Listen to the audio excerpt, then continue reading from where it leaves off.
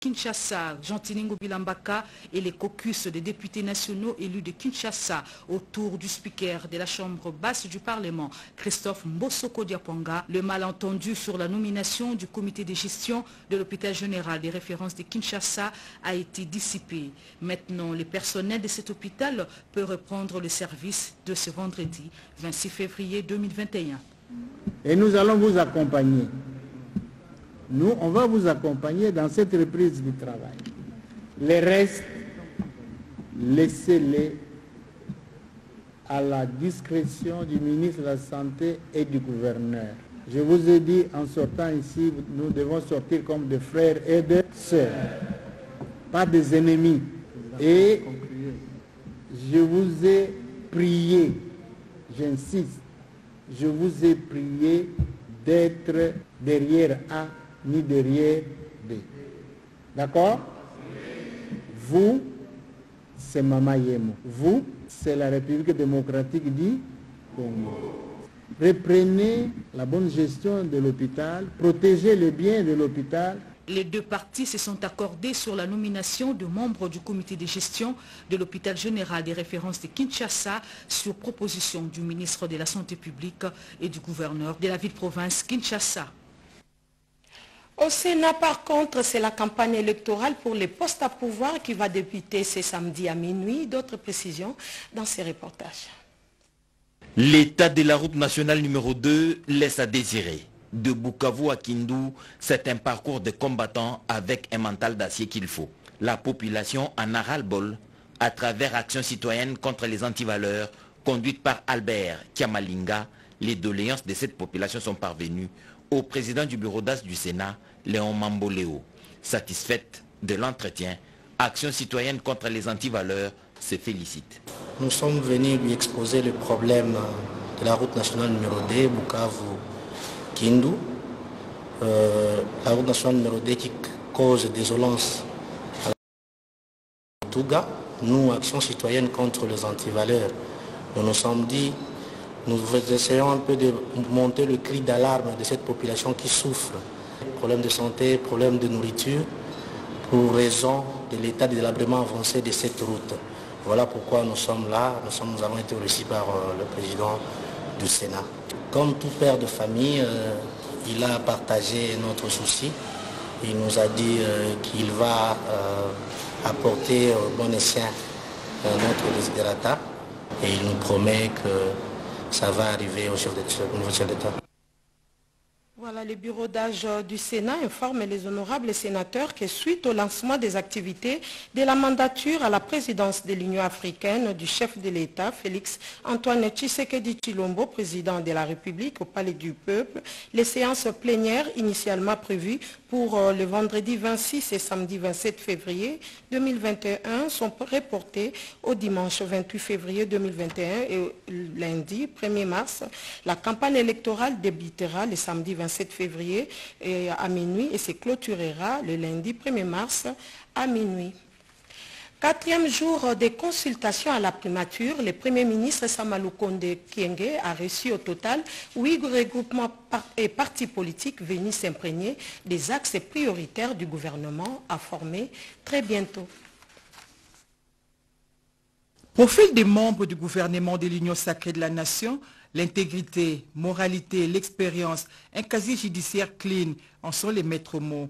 C'est à cet exercice que le Premier ministre Jean-Michel Sama Lukonde Kyenge s'est encore adonné ce jeudi 26 février 2021 quant aux consultations en cours à l'immeuble du gouvernement. Dans ses propos, Martin Wijolou rejoint la vision du chef du gouvernement et lui promet le soutien de la Convention des progressistes. Notre contribution en tant que députés nationaux, nous avons soulevé les besoins sociaux de toutes nos populations et de nos bases respectives, notamment l'amélioration des dessertes en eau potable, l'électricité aussi.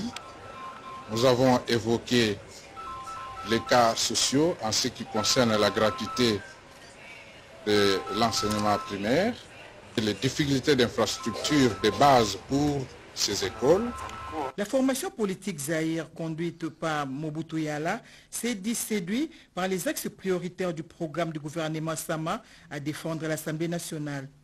Le programme va nous donner l'axe dans lequel nous allons évoluer dans les futurs mois et jusqu'à la fin du mandat. Et donc bien sûr sur les aspects économiques, l'aspect social qui touche pleinement notre population.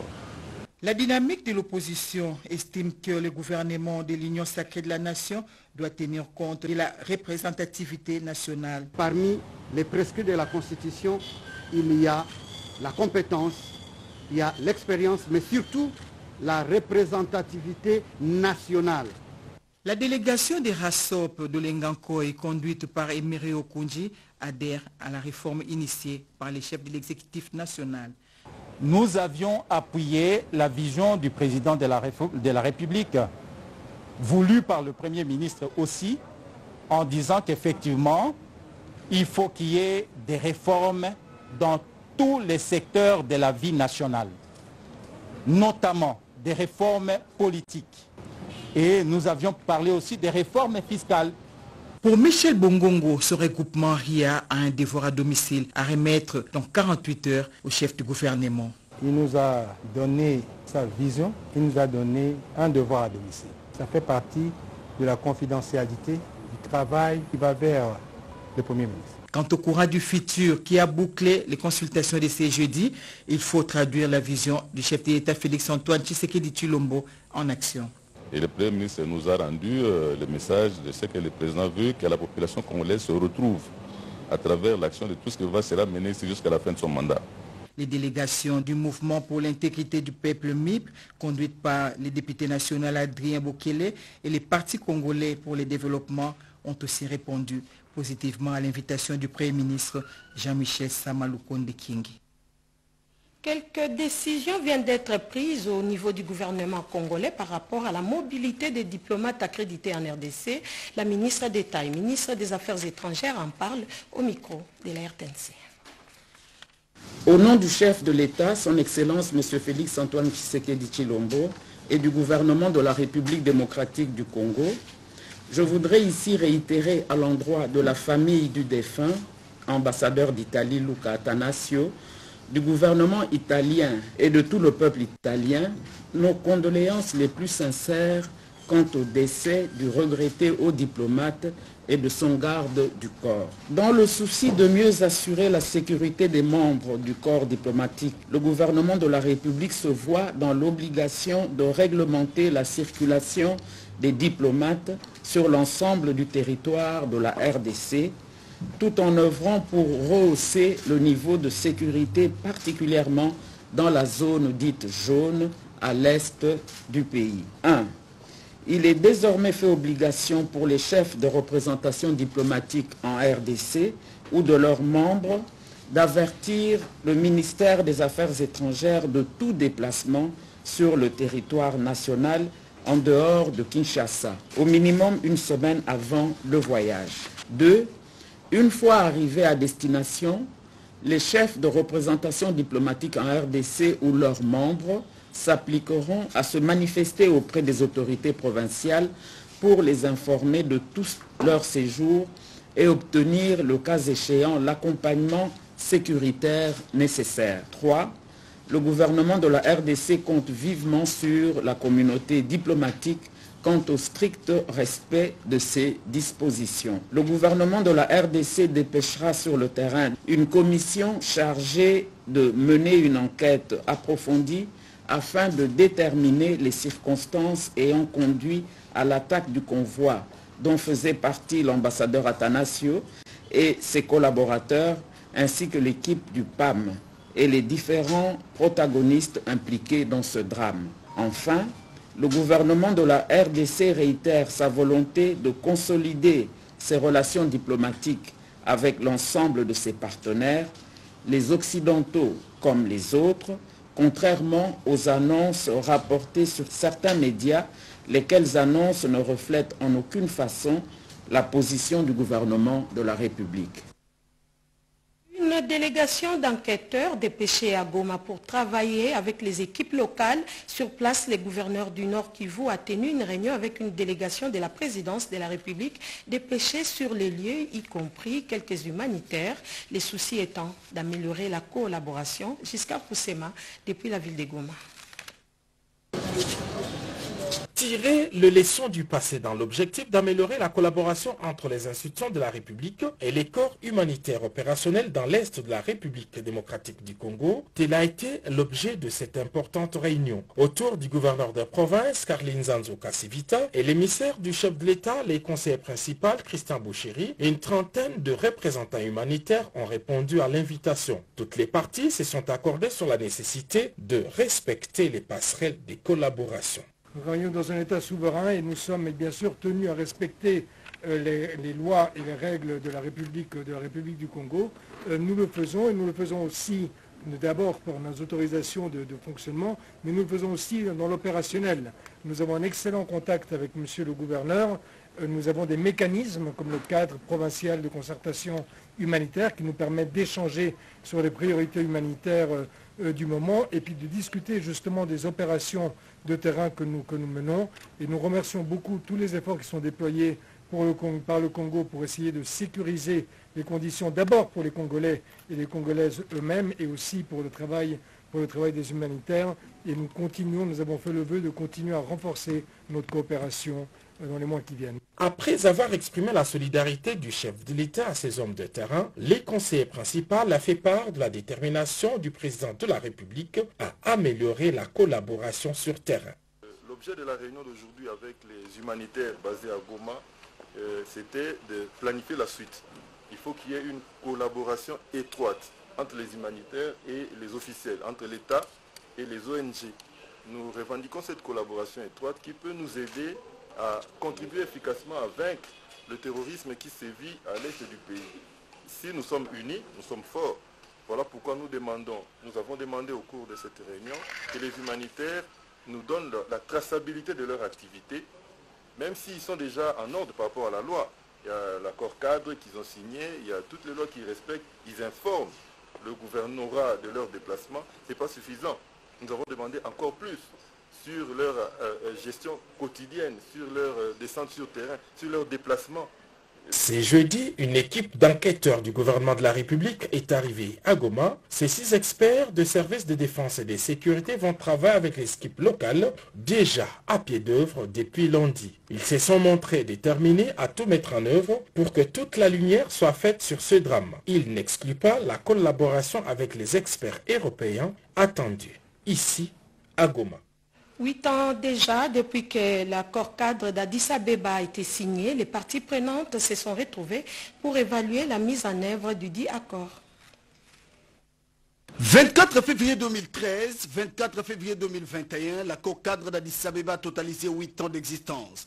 Ce 8e anniversaire célébré au Salon Rouge de l'hôtel du gouvernement en présence d'André Kabanda, ministre près le président de la République et représentant personnel du chef de l'État, se tient dans un contexte particulier de la pandémie du coronavirus et suite à la tragique disparition de l'ambassadeur d'Italie en République démocratique du Congo, sans oublier les milliers de civils congolais qui tombent sous les balles de groupes armés. Parmi les personnalités présentes, les directeurs du cabinet du chef de l'État, Guilhem Nyembo, des ambassadeurs accrédités en RDC, des acteurs de la société civile.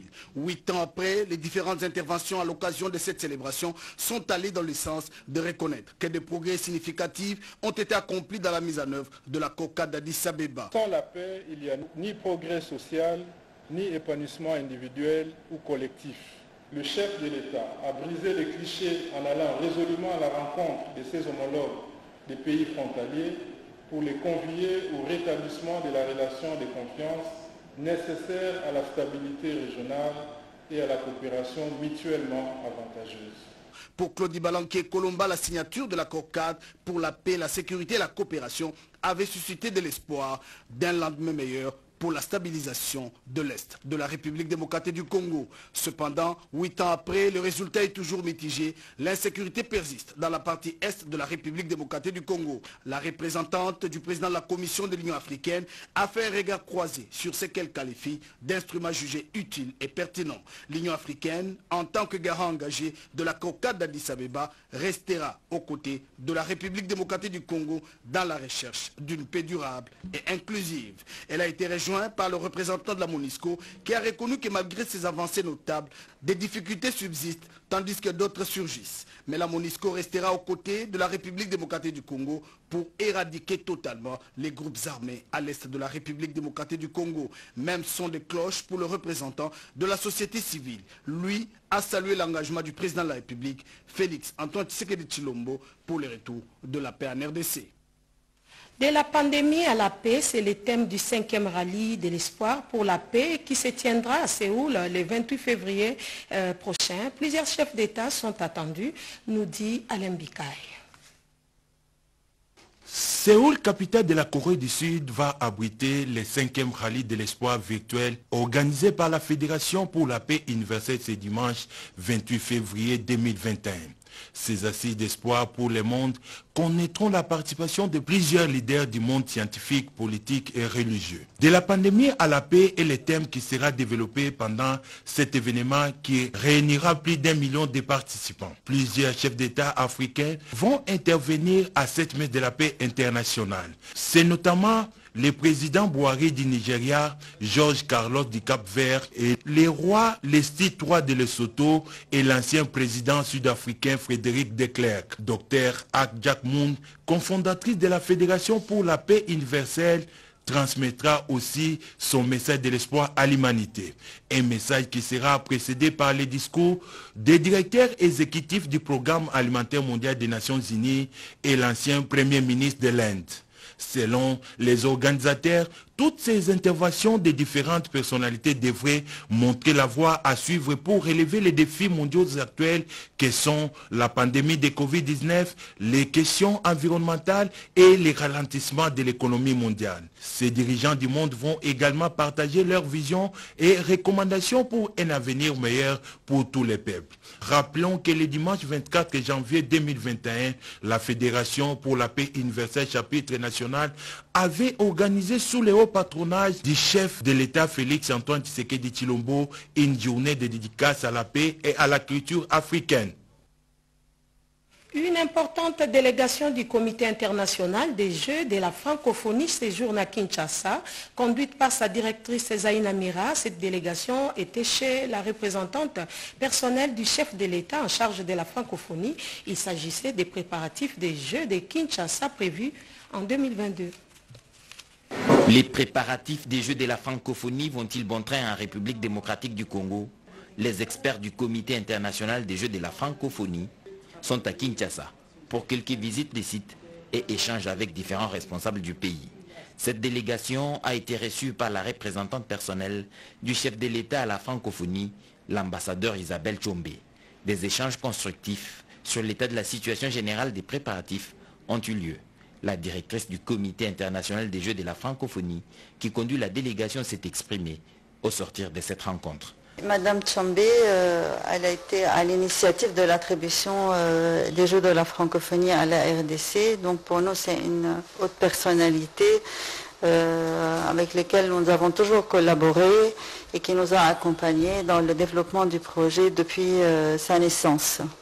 Donc nous avons voulu lui faire une mise à jour de l'avancement des travaux du projet. La délégation visitera d'autres autorités congolaises impliquées dans l'organisation de ces Jeux 2022 de la francophonie à Kinshasa.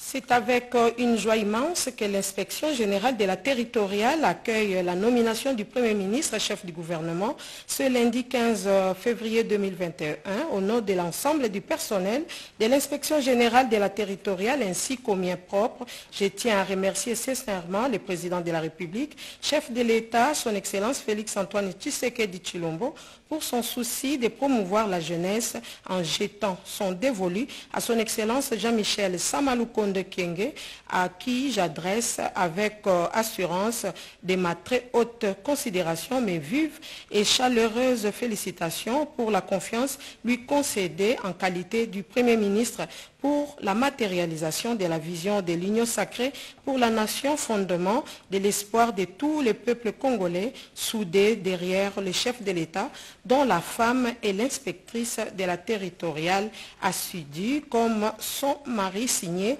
Moussassa Kazez Mike Odon Bernard, inspecteur général de la territoriale. Première réunion du comité directeur du BLESAC, bureau de liaison de l'Association internationale de la sécurité sociale en Afrique centrale, réunion organisée par vidéoconférence et dirigée par Madame le directeur général de la CNCS, Agnès Mouad Nawesh Katang, en sa qualité de présidente de cette structure. La RDC occupe la présidence tournante de l'Association internationale de sécurité sociale en Afrique centrale à travers son bureau de liaison BLESAC que dirige la directrice générale de la CNCS, Mme Agnès Mouad Nawesh Katang. Au cours de cette première réunion organisée par vidéoconférence, réunion à laquelle ont pris part le secrétaire général de l'AISS, les présidents, les directeurs généraux des caisses de pays membres et points focaux, ainsi que plusieurs autres personnalités, il a été question de l'élargissement du bureau à certains pays de l'Afrique centrale qui traînent encore le pas. C'est le cas de l'Angola, de la Guinée-Bissau et de Sao Tomé-Principe. Nous avons été informés par le secrétaire général de l'AISS qui se sont beaucoup impliqués pour que ces pays puissent rejoindre notre organisation. Et là, nous sommes contents parce que nous apprenons que l'Angola est déjà membre au niveau de l'AISS et c'est une très bonne chose. Et nous allons maintenant nous impliquer pour qu'ils puissent aussi rejoindre les bureaux donc au niveau de la sous-région. La pandémie du coronavirus affecte négativement le monde du travail. Consciente de cela, la présidente du BLESAC, Agnès Mouad, a annoncé que son bureau va continuer à mener des actions par vidéoconférence, une manière de contourner cet obstacle. Au Kasaï, l'effondrement du Dalo de Bondo a emporté une bonne partie de la route nationale numéro 1. Selon nos reporters sur les lieux, il y a risque de coupure de trafic sur ces tronçons, compris entre les ponts Luangué et pont Louvois. Le directeur général adjoint de l'Office des routes était sur les lieux. Des images bouleversantes, c'est le moins que l'on puisse dire de l'effondrement du Dalo de Bondo. Nous sommes au point kilométrique 754 de Kinshasa sur la route nationale numéro 1. Dalo effondré, une grande partie de la chaussée emportée. Le décor est donc planté pour une éventuelle interruption du trafic avec ses effets collatéraux sur le quotidien des populations riveraines. La situation est dramatique. C'est grave, hein? Elle est tellement préoccupante qu'il faut agir vite et bien. Les responsabilités sont ici dégagées. Toutes les structures qui sont impliquées, il y a l'entreprise, Sino Hydro, il y a aussi la mission de contrôle assez positive, et puis bien sûr il y a l'office des routes. Mais ce que nous constatons là-bas, c'est vraiment désolant. On constate que l'ouvrage périt par défaut de conception et défaut de mise en œuvre. Il y a des structures élémentaires qui devaient être prises en compte dans l'exécution et la conception de l'ouvrage, mais qui ne l'ont pas été. Ce qui fait que précocement, l'ouvrage s'est effondré. Pour nous, on va appliquer la responsabilité des Sénats. C'est un ouvrage public important. Le cahier général des charges l'indique, ça, il n'y a même pas photo. Mais maintenant, il faudra que rapidement les travaux doivent reprendre. Et pourtant, il y a de cela 5 ans seulement que l'entreprise chinoise Sino Hydro exécutait les travaux de modernisation de ce tronçon compris entre Pont Luangué et Pont Louvois dans la province du Kasaï. Les experts de la cellule infrastructure de Sino Hydro et ceux de l'Office des routes s'y sont rendus pour évaluer les niveaux de dégradation de ce Dalo élargi à une partie de la chaussée emportée. Situation dramatique dont le gouverneur de la province du Kasaï et le directeur général adjoint de l'Office des routes, l'ingénieur Floribert Moutouti, ont échangé pour alerter l'opinion sur le danger que représente la RN1 dans cette partie du territoire national, de voir Tchikapa doublement enclavé avec les effondrements du pont Kassai d'une part et du Dalo de Bondo de l'autre part. L'urgence s'impose, sinon le pire s'en suivra. Retour à Kinshasa où le ministre de l'Environnement Claude Nyamugabo a animé une conférence sur la gestion et transformation des déchets. Lopez Kakuba nous en parle davantage. Dans son intervention de ce mercredi 24 février 2021, lors de ces workshops virtuels, le ministre de l'Environnement et Développement durable, Maître Claude Nyamugabo Baziboué, a cité 3 piliers importants sur la gestion des déchets. La communication pour un changement radical des comportements et des mentalités, ainsi que l'adoption par tous des pratiques positives. La coordination par l'État, à partir du gouvernement central et à travers les entités décentralisées et déconcentrées, des actions de tous les intervenants pour la mise en synergie des actions et des moyens et la contribution à une vision et à des objectifs communs. En moyenne échéance, comme le veut le chef de l'État, Félix-Antoine Tshisekedi Tshilombo, le système national intégré de gestion des déchets permettra à moyenne échéance de transformer les déchets en opportunités économiques et à favoriser une économie circulaire qui permettra de créer de nouveaux emplois pour la jeunesse. Retenez que la République démocratique du Congo avait adopté en 2019 une décision sur les préparatifs d'un forum de haut niveau sur la gestion intégrée des déchets face au développement durable. Lors de ces workshops virtuels, un état des lieux sur la gestion des déchets en Algérie puis en RDC a été dégagé. Les cabinets du président de la Cour constitutionnelle ad intérim informent le public depuis un certain temps un groupe d'individus mal intentionnés opérant en réseau et vraisemblablement proches des milieux judiciaires s'emploient activement à salir l'image du haut magistrat Funga Molima Mwata, Évariste Prince. Il a en effet été constaté à diverses reprises que ces individus se servent de l'identité du président de la Cour constitutionnelle ad intérim en usant des faux numéros de téléphone et des faux comptes sur les réseaux sociaux à des fins d'escroquerie et pour nuire à son honneur et à sa réputation sous prétexte de leur proposer contre rétribution, soit de nouvelles affectations ou des promotions en grade pour les magistrats, soit des nominations au sein du gouvernement en formation dans les postes diplomatiques ou dans les entreprises publiques pour certains. Les cabinets du président de la Cour constitutionnelle ad intérim tient à souligner que tous ces actes n'engagent ni les précités ni la prestigieuse institution judiciaire qu'il dirige. Les services compétents de l'État en la matière sont saisis de toutes ces situations et sont à l'œuvre pour mettre hors d'état de nuire ces escrocs usurpateurs d'identité qui sans aucun doute subiront la rigueur de la loi. C'est signé Elingo Wanzo Dominique. Une zone économique spéciale privée en voie d'être créée dans le Haut-Katanga, précisément à la cité de Kiswichi. Un contrat d'aménagement vient d'être signé entre les chefs de mission de la ZES, Ogi Bolanda, et le directeur général de la société Geniland. C'était en présence du ministre de l'Industrie, Julien Paluku. La création des zones économiques spéciales à travers la République, une politique pour accélérer la marche vers le développement de la RDC. À travers des mesures incitatives pour créer les emplois et les richesses.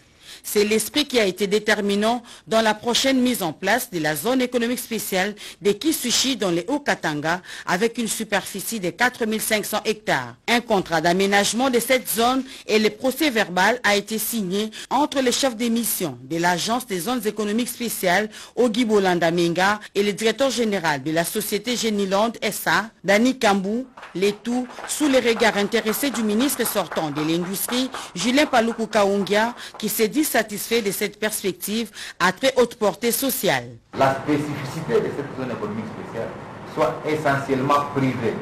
Aujourd'hui, les contrats d'aménagement de la zone soit signé par l'agence des zones économiques spéciales et la société. Et il va suivre maintenant la signature de l'arrêté interministériel pour lui accorder les avantages liés à toutes les facilités telles que cela a été défini. Des natures privées, la zone économique spéciale de Kisushi aura comme principal acteur la société Geniland Ressa, qui est une filière du groupe Randover, déjà opérationnelle dans les projets similaires au Kenya, au Ghana et au Nigeria. Je pense que le Congo va bénéficier de cette expérience. L'avantage qu'on aura au Congo, c'est qu'on va facilement drainer les investisseurs qui sont déjà présents et qui attendaient justement le tour de la RDC pour venir. Du sol de Kisushi sortira une cité moderne et un parc agro-industriel. Le centre de perfectionnement professionnel du secrétariat et